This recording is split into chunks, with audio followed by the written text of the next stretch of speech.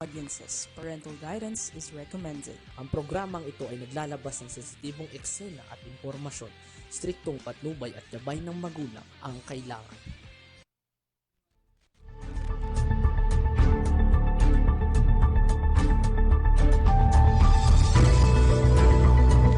Magandang tanghali po. Umaga. At sa lahat po ng ating mga nanonood at sumusubaybay sa atin, isang magandang araw po sa ating lahat.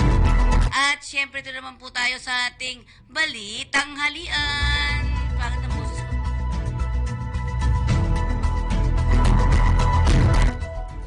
Okay. Para sa ating kakalsadahan, tingnan nga natin ngayong hapon na ito. Ano na bang meron dyan? Mukhang passable naman lahat. Wala pong traffic. Tingnan nga natin. Ayan. Sa Balintawak Toll Plaza, okay na okay po. Passable lahat. South and northbound. Walang problema. Mapulang Lupa, Valenzuela. Okay na okay naman po. Mindanao Toll Plaza, lalo na. Naku, napakaganda. At siyempre, ang paborito kong San Fernando. Bukawi, yung pa-southbound, medyo... Pero, magbabayad lang yan, sa ARPID lang yan. May Kawayan, okay na okay? Ayan. Yan po ang kabuuan ng ating mga kakalsadahan. Yung mga main na daanan ng ating mga kababayan. At syempre mga kakampi, sa ating mga balita. Palasyo. Tinabla mga kondisyon ni Kibuloy. Pangulong Marcos umaasang maiwasan na China harassment. Oil price hike uli, arangkada ngayon. Gemma Garcia Marcos di magdedeklara ng National State of Calamity. 14 BI officials inireklamo ng kidnapping, kotong ng 20 Indian nationals. Buti nga. Walang extension ng PUB consolidation deadline sa April 30. Ayon yan sa LTFRB. Suspect sa pagpatay sa bar girl, arestado na. Ilang bilanggo sa Quezon City Jail, inilipat na sa bagong pasilidad sa Payatas. Sa kabuuan ng ating mga balita, tinabla ni Pangulong Ferdinand Marcos Jr. ang kondisyon na hinihingi ni Kingdom of Jesus Christ founder Pastor Apollo Kibuloy bago siya sumuko. Sa ambos interview kay Pangulong Marcos sa Bacolod City para sa pagbubukas ng 67.98 billion Cebu Negros Panay 230 kilovolt backbone project ng National Grid Corporation, yung NGCP. Sinabi ito na walang karapatan si Kibuloy na magbigay ng kondisyon sa gobyerno gayong siya ang akusado. Sabi ng Pangulo, I think it seems to be a little bit tail-wagging na siyang magbibigay ng kondisyon sa gobyerno. Doon sa kaso niya, akusado siya sa warrant of arrest. Yan ang tugon ni Pangulong Bongbong Marcos. Iginit pa ng punong ehekutibo na ang magagawa lang ng pamahalaan ay magbigay ng malasakit kay Pastor Kibuloy na matagal na rin niyang kinilala. Bukod dito ay may papangako lang ni Pangulong Marcos ay magiging patas sa proceedings, subalit sa usapin tungkol sa pakikialam ng estados o sa Estados Unidos ay malayo ito at aabutin pa ng taon. Kaya tingin ni Marcos ay hindi dapat mag-alala si Pastor Kibuloy. Matatandaan na nagtakda si Kibuloy ng kondisyon bago siya sumuko. Kabilang dito ang pagbibigay ng written guarantee ni Pangulong Marcos, DOJ, NBI at PNP na hindi maghihimasok ang Amerika sa kaso nito sa Pilipinas. Giit ni Kibuloy kapag nabigo siya, bigyan ng written guarantee, ay hindi na siya magpapakita. Matapos ang maritime activity sa West Philippine Sea, umaasa ang Pangulong Ferdinand Marcos Jr. na maiwasan na ang mga insidente ng panghaharas ng China sa West Philippine Sea. Matapos ang Multilateral Maritime Cooperative Activity.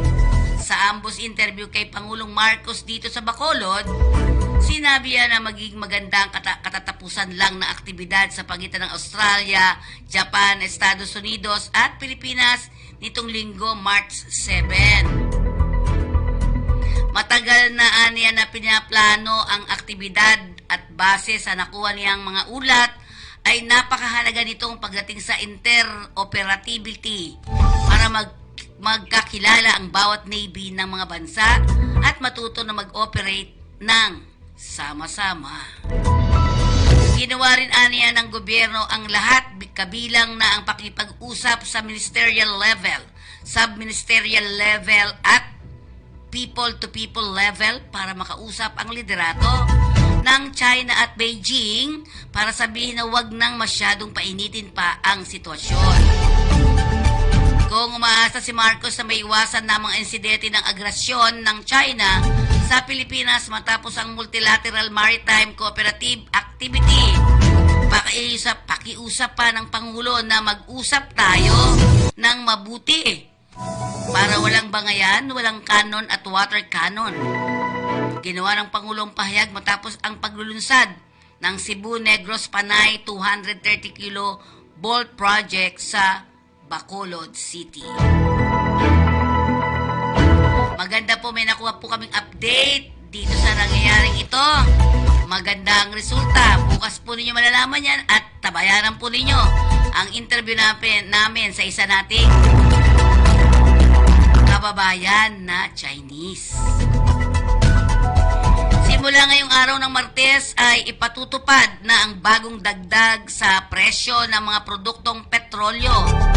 Sa abiso ng Clean Fuel, Sea Oil at Shell Philippines, aabutin sa 1 peso and 55 centavos kada litro ang taas presyo ng diesel. Piso at 10 sentimo kada litro ng gasolina, piso hanggang 40 centavos, 140 pesos per liter sa kerosene. Sinasabing ang galaw ng presyuhan ng petroleum product sa nakalipas na 4 na araw ay ugat ng panibagong oil price hike.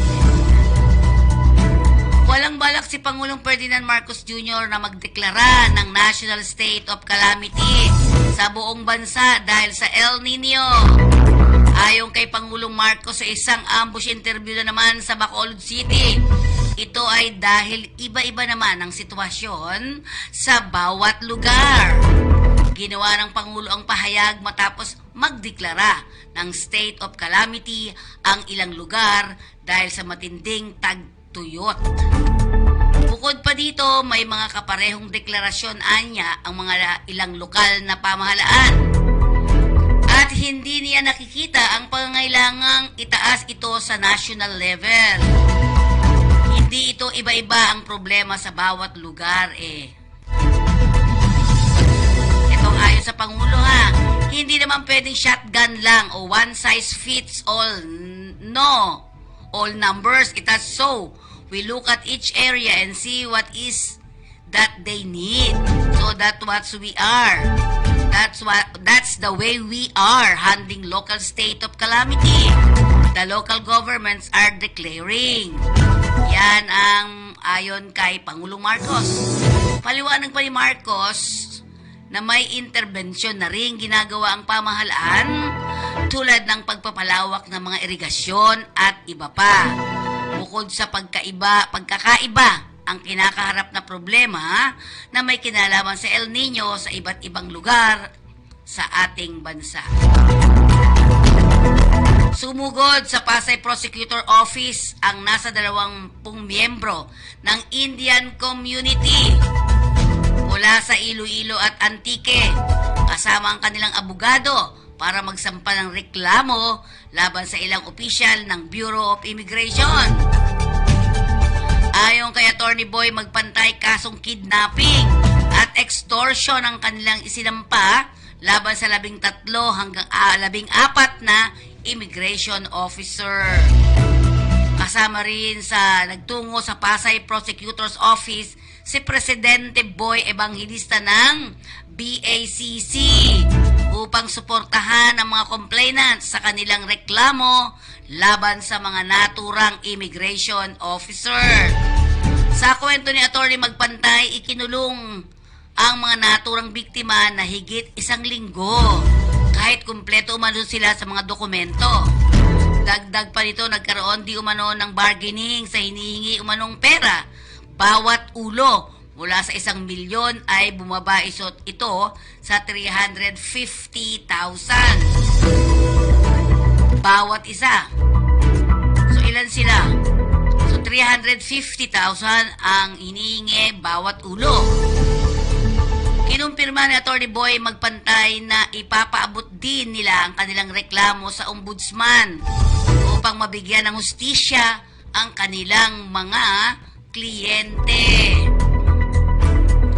Emotional naman ang ilang dayuhan dahil sa traumang sinapit nila sa kamay ng ilang BI official. Samantala, sinabi ni Bureau of Immigration BI Commissioner Norman Stancinco na hindi matatakot ang ehensya sa mga reklamo laban sa kanila dahil sa mga lehitimong pag-aaresto na kanilang ginagawa. Ibinunyag pa ni Stancinco na ang pag-aresto laban sa 14 na Indian ay resulta ng mga reklamong laban sa kanila dahil sa umunoy pagsali sa illegal na negosyong pagpapautang. 5-6 yan, no? Diba? Ibinahagi ng BI ang kopya ng sulat na kanilang natanggap mula sa Antique Provincial Board na nag-uulat ng pagtaas ng bilang ng mga Indian national sa kanilang lugar na sangkot sa 5-6, gayon din ang kidnapping at drug trafficking. Samantala po, nanindigan ng Land Transportation Franchising Regulatory Board o LTFRB na wala ng extension ang PUB consolidation deadline sa April 30. Last na yun, ano? Dahil dito hinihikayat ng LTFRB ang mga passengers jeep operator na hindi pa nagpapakonsolidate na samantalahin na ang mga natitirang araw bago ang April 30 deadline kaugnay sa ipatutupad na PUB Modernization Program ng ating pamahalaan. Sa media forum sa Quezon City, sinabi ni LTFRB Chairman Teofilo Guadis na hanggang April 30 lamang ang deadline sa consolidation at makaraan ito ay hindi na papayagang pumasada sa May 1 ang mga pampasaherong sasakyan na hindi consolidated. Ayon pa kay Guadis, we will no longer allow na pumasada ang mga hindi consolidated after April 30. So April 30 deadline na, i-revoke namin ang franchise ng mga hindi consolidated on May 1. And we will not allow them na makapasok sa kanilang ruta kung hindi nag-consolidate ayon kay Guadis. Ang consolidation ay isang proseso na pagsasama-samahin ang lahat ng pampaserong sasakyan sa iisang korporasyon o kooperatiba para matiyak na maayos at roadworthy ang mga pampasaherong sasakyan. Una nang kinundinan ng grupong Piston ang consolidation program dahil mawawalang bisaan nila ang kanilang mga franchise. Bukod sa hindi nila kayang bumili ng bawat bagong unit na may halagang 2.5 million pesos. Mahal, no? Samantalang arestado naman ang trabahador ng isang radiator shop na itinuturong responsable sa pagpatay sa isang bar girl sa Makati City sa isinagawang follow-up operation ng mga tauhan ng Makati City Police at Caloocan City Police. Ayon sa pulisya, selos ang nakikitang motibo ng suspect na si alias Hayan, 30 years old, sa pagpatay sa karelasyong si alias Maria, 27 years old. Sa Nagulat na dakip si Jahian habang naglalakad sa General Santos Miguel Street, C4 Road, Sangandaan, Caloocan City noong nakarang Sabado ng hapon. Matapos inguso mismo ng kanyang amo na nakakita sa kanya sa naturang lugar. Na-recover sa kanyang isang patalim. Sinasabi nagkaroon ng hindi pagkakaunawaan ng dalawa nang dalhin ng suspect ang biktima sa barracks na kanyang tinutuluyan kung saan siya stay in. Matatandaang nadiskubring walang buhay nang may saksak na ice pick at sinakal pa ng kable ng mikropono ang biktima nang matagpuan sa loob ng barracks ng suspect. Nakita rin sa kuha ng CCTV ang paglabas ng barracks ng suspect alas 7:15 o 7:15 ng umaga na nagugas pa umano ng kamay bago lisanin ang radiator shop na may bitbit na personal niyang gamit. Inihanda na ang iahaing reklamong paglabag sa Article 248 ng Revised Penal Code o murder at paglabag sa batas pambansa. Ika-6 o illegal na possession of deadly weapon laban sa suspect sa Makati City Prosecutor's Office. Samantala, para maiwasan ang congestion o pagsisiksikan ng mga bilanggo sa Quezon City Jail Mayor Dormitory, inumpisahan na ang paglipat ng ilan sa kanilang mga bagong bukas na jail facilities sa Barangay Payatas sa lungsod. Personal na binisita ni Quezon City Mayor Joy Belmonte ang bagong bukas na pasilidad. Dami. Para matukoy ang pangangailangan ng mga bilanggo. Dagdag pa ni Belmonte, hindi hadlang ang pagiging PDL para makamit at makatanggap ng serbisyo mula sa lokal na pamahalaan. Congratulations! Dahil dito, maglalaan ang pamahalaan ng lungsod ng iba't ibang oportunidad na mga inmates tulad ng pag-aaral, training at livelihood. Minabuti sinimulan na ang paglilipat sa ilan sa mga ito dahil na rin sa nararasang sobrang init sa naturang piitan sa kasalukuyan. Tayo ay magpaalala muna sa ating himpilan. Okay, ang ating Sincerity Cafe and Restaurant na matatagpuan sa iba't ibang panig ng Kamaynilaan at dalawa naman sa Quezon City. Ang ating mga telephone number ay 8241-9990 and 8241-9972 para sa inyong mga catering. Baka gusto nyo pong magpa-deliver. Apakasarap ng ang pinaka number 1 dyan na masarap po sa Sincerity ay ang kalan chicken. Ang paborito ko dyan ay oysters cake, di ba? 1956 pa nang itayo ng Pamilya Uy ang naturang Sincerity Restaurant na matatagpuan sa iba't ibang panig ng Kamaynilaan tulad ng 519 Quintin Paredes Street, Binondo, Manila. Meron din tayo sa 238 Banawi Center, Banawi Street, Barangay Manresa, Quezon City.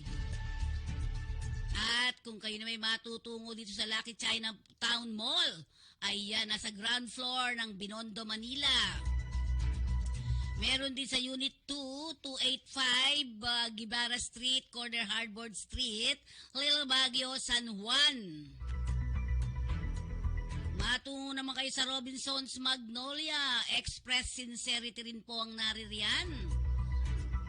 At ang SM Mega Mall sa Quezon City.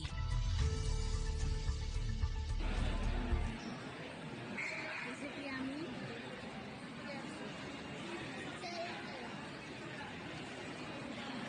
Here, Sincerity. Ito.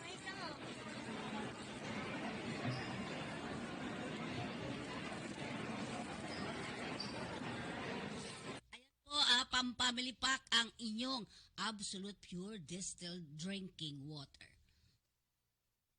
I love this water.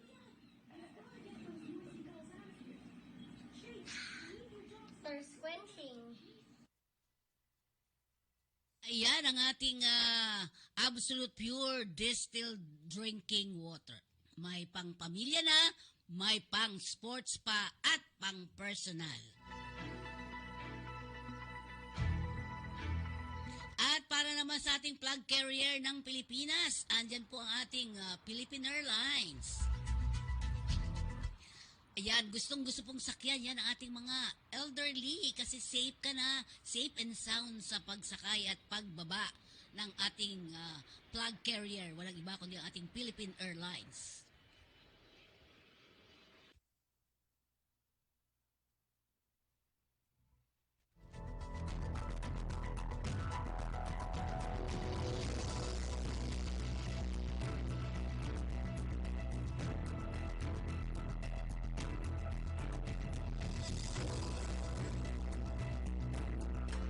Hello kabayan! Ako po si Mafe. Mag-a-abroad ka ba? Handa ka na ba? Ito ang mga bilin sa inyo ni Pidos.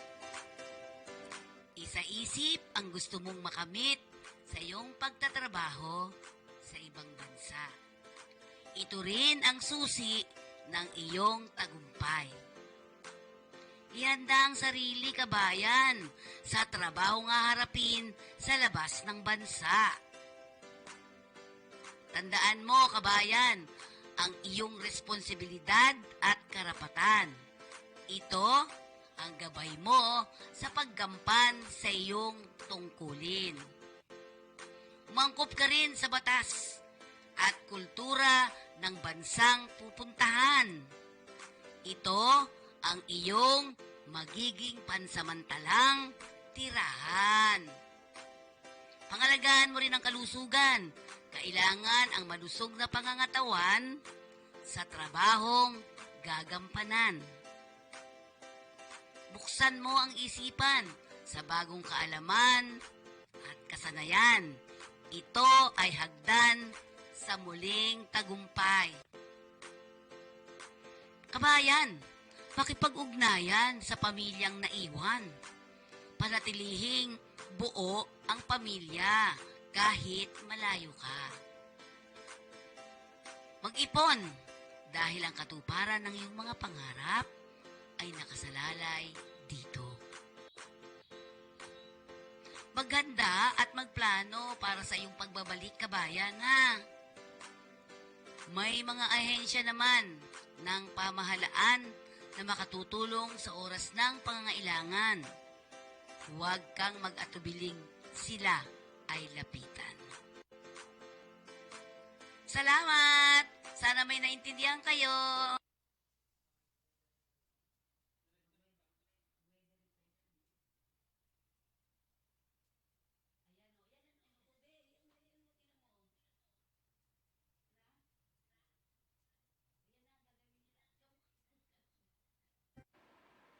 Magandang umaga po sa ating lahat. Weather update po tayo ngayong araw ng Tuesday, April 9, 2024. Sa kasalukuyan po patuloy pa rin ang pag-iral ng easterlies o yung mainit na hangin na nanggagaling sa dagat Pasipiko sa buong bansa. And kung makikita po natin dito sa satellite image, wala po tayong namamataan na sama ng panahon na posibleng magdulot ng maghapon ng mga pag-ulan. So sa ngayon po, wala tayong binabantay na low pressure area o bagyo sa loob at labas ng ating Philippine Area of Responsibility. Kaya asahan pa rin po natin hanggang ngayong araw ay magpapatuloy pa rin yung mainit na panahon sa buong bansa. Liban na lamang yung mga tsansa ng mga isolated mga pag-ulan, lalong-lalo na sa silang bahagi ng ating kapuluan. Sa lagay po ng panahon ngayong araw dito sa Luzon, magpapatuloy pa rin yung mainit at maninsangang panahon sa mga piling syudad or particularly sa buong bansa. So asahan pa rin po natin may mga tsansa pa rin na mga isolated mga pag-ulan. Kadalasan po yan sa hapon o sa gabi. Lalong-lalo na dito po sa may areas na extreme northern Luzon, possible po mamayang hapon ay makakaranas po tayo ng maulan na panahon. Asahan din po natin magpapatuloy or mararanasan pa rin yung matataas na mga temperatura ngayong araw na posibleng umabot ng 37 degrees Celsius para sa Tugigaraw at 33 degrees Celsius maximum temperatures para naman sa Lawag. For Metro Manila, yung agwat po ng temperatura na mararanasan natin ngayong araw maglalaro mula 23 to 34 degrees Celsius and 32 degrees Celsius maximum temperatures naman ang mararanasan para sa Tagaytay at Legazpi City. For Baguio City, yung agwat po ng temperatura na mararanasan natin ngayong araw maglalaro mula 18 to 26 degrees Celsius.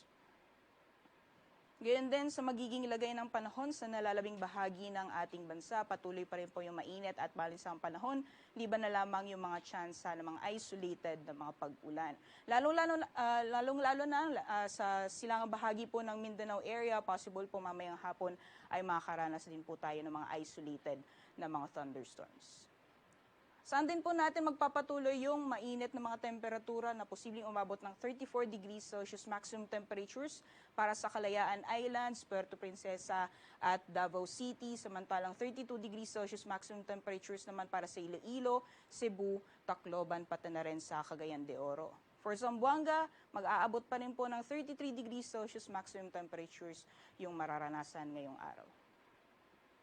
At para naman po sa kalagayan ng ating karagatan, wala po tayong gale warning sa ngayon. Iba yung pag-iingat lamang sa mga planong pumalaot, lalong-lalo na sa baybayin ng extreme northern Luzon dahil inaasahan po natin yung katamtaman hanggang sa maalon na karagatan.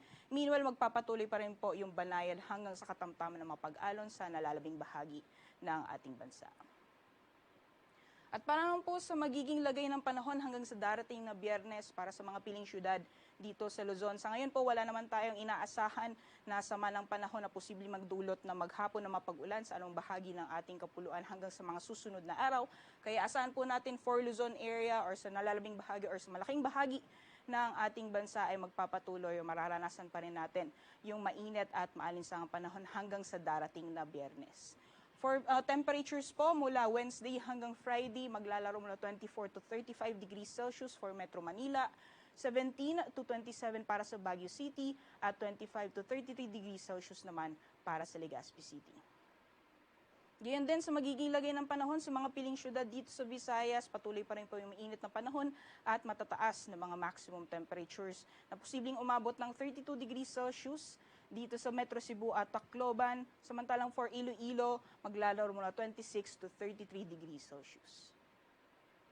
So magiging lagay naman po ng panahon sa mga piling syudad dito sa Mindanao, patuloy pa rin po yung mainit at malinsang panahon, iba na lamang yung mga tsansa ng mga isolated na mga pag-ulan. At yung mga agwat po ng temperatura natin for Metro Davao, maglalaro mula 24 to 34 degrees Celsius, sa Cagayan de Oro 24 to 32 degrees Celsius, at sa Zamboanga naman maglalaro mula 25 to 33 degrees Celsius. Kaya pinapaalalahan pa rin po natin yung ating mga kababayan, kung hindi po maiiwasan na lumabas po tayo ng ating mga tahanan, magbaon po tayo ng tubig at ng payong or sombrero. Ngayong umaga, si Haring Araw ay sisikat ng 5:46 a.m. at lulubog mamayang 6:09 p.m. Para sa karagdagang impormasyon, bisitahin lamang po ang aming social media accounts at ang aming website pag-asa.dust.gov.ph. At yan lamang po latest mula dito sa Pag-asa Weather Forecasting Center. Ako po si Rhea Torres. Magandang umaga po sa ating lahat.